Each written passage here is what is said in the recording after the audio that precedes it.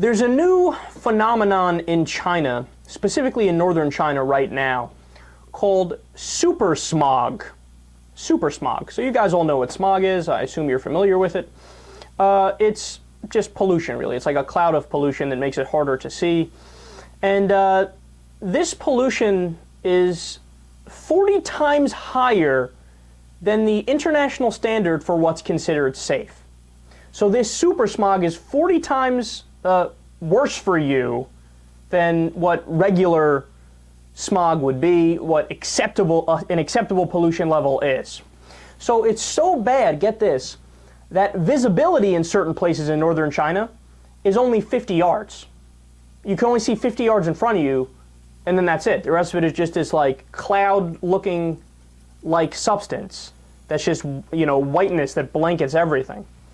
So they literally had to cancel school for a couple days because of the smog.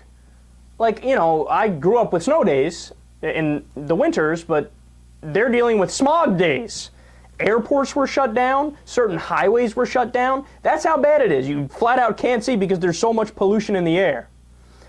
So remember, this story is breaking on the back of another story that we covered last week, which showed that pollution, it was a meta-analysis from the World Health Organization of over 1,000 different studies that proved that pollution, air pollution, is a carcinogen. So northern China is just blanketed with this carcinogen, and a safe level of pollution under World Health Organization standards is 25 micrograms per cubic meter. And in China, it hit 1,000 micrograms per cubic meter. And the machine that they use to measure this actually doesn't go any higher than 1,000. So it might even be that it's way more than 1,000. We don't even know. It could be double. It could be 2,000. We don't know because the machine doesn't go any higher. So the pollution in China, the super smog, actually broke the machines that measure the pollution.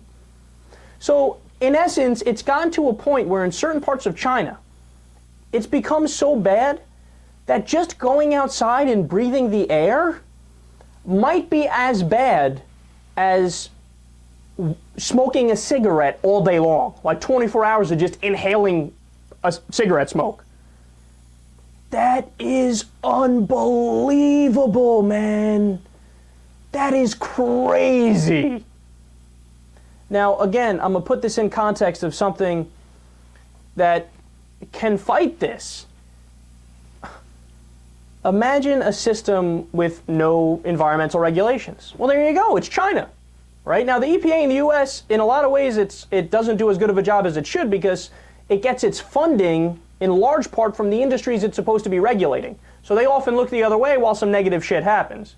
But the EPA is a hell of a lot better than the equivalent in China, which is supposed to look after things like this. But they don't have any authority, and since business runs all, they don't have any authority to actually crack down. So what are they relegated to doing? They're the guys who have to take out the machine and measure the fact that basically everybody breathing the air is killing themselves. So to all the libertarians, to all the conservatives who say, rock and roll, let's abolish the EPA. Sean Hannity said that on his show the other day to a Democratic congressperson. He said, when the government shutdown was happening, he said, look, I hate to tell you, the EPA isn't as important as you think it is. Well, Sean, the facts would disagree with you.